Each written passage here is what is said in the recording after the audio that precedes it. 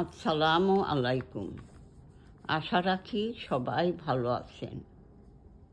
আলহামদুলিল্লাহ, আমিও ভালো আছি। আজ কানপাতি সেখানে কবিতা গ্রন্থখানি থেকে একটি কবিতা নিয়ে এসেছি। শোনার আমন্ত্রণ রইল। কবিতাখানির নাম আমার দেশ।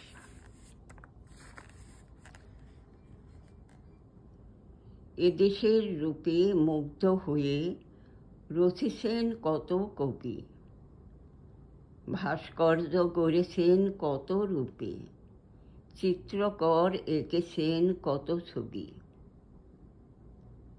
জারি সারি মুর্শিদি ভাটিয়ালি, লালন বাউল গেয়েছেন গান। ধন্য হয়েছে তারা, তানপুরায় শুনেছে যখন এই বাংলার তান।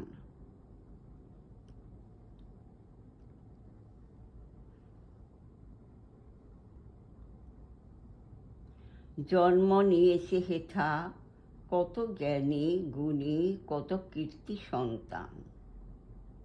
সুরে ভরেছে কেউ আবার কবির আখ্যায়িত রকমারি নাম।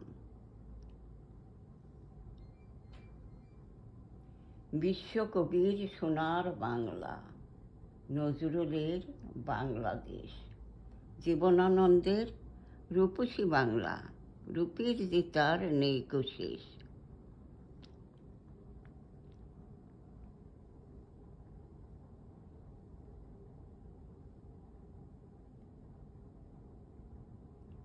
কবি দেখেছেন মাঠে সোনার ধান, সোনালি আঁশ, সোনা ফলানো মাটি, সোনা মোড়ানো দেশখানি যে সোনার চেয়েও অনেক খাঁটি। এ দেশের রূপ লাবণ্যে মুগ্ধ হয়ে রূপসী বাংলা হলো যে নাম। শ্যামলা মাতার শ্যামল পরশে আর অপরূপ রূপে মোহিত হলাম। কবি আবার বলেছেন, এমন দেশটি কোথাও খুঁজে পাবে না কো তুমি। সকল দেশের রানী সেজে আমার জন্মভূমি। কবির সঙ্গে আমিও বলতে চাই, ফসলের আঁকা বাঁকা মেঠো পথ ধরে, গ্রাম থেকে গ্রামে দূরে বহু দূরে, বন বনান্তর নীল নীলান্তর মাটির গহ্বরে, পাহাড় পর্বত আকাশ জমিন সাগরের অভ্যন্তরে, বৃক্ষ তরুলতা তরু ছায়া মেঘ মাল্লা সাগর নদী, ফুল ফল পশু পাখি চাঁদ সূর্য, ফসলের মাঠ আবাদি অনাবাদি।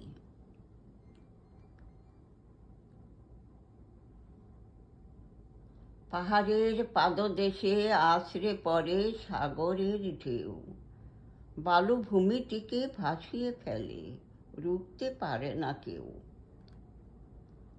সাগর মহাসাগরের তরঙ্গরাজি আসুক যতই তর্জন গর্জন করে, সীমারেখা তার চিহ্নিত, থাকতেই হবে তাকে সীমানার ভিতরে।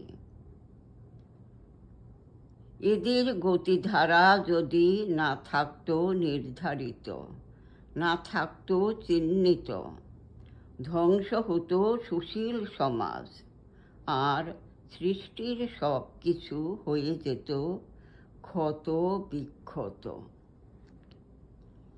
কোথাও পাহাড়, কোথাও নদী, আবার কোথাও অবারিত ফসলের জমি, সবুজ বা শ্যামল, সবুজ শ্যামল শস্য ভাণ্ডার, সে আমার এই দেশ মহামূল্যবান জানি।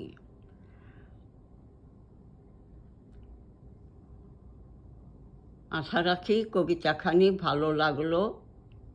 আবার ইনশাল্লাহ আসবো নতুন আরেকটি নিয়ে। ভালো থাকুন, সুস্থ থাকুন। আল্লাহ হাফিজ।